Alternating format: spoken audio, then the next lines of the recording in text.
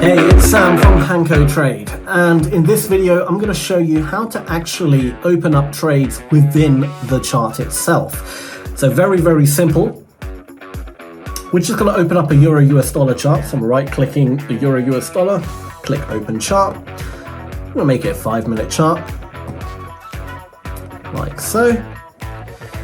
And say we right now want to short the market. Okay, it's looking like a good opportunity to short. If we want to open up a trade within the chart, we can just right click at any time, click sell, make sure the lot size is the right amount, click OK, and boom, we are now in a trade. And if we go to open positions, so let me just make this chart a little bit smaller, move it out the way a bit, a little bit more, there we go, open position. You can see right here, here's the short position we just entered. Okay, so very simple. And that's pretty much how to open trades within the chart itself. Okay, and you can also do other things within the chart.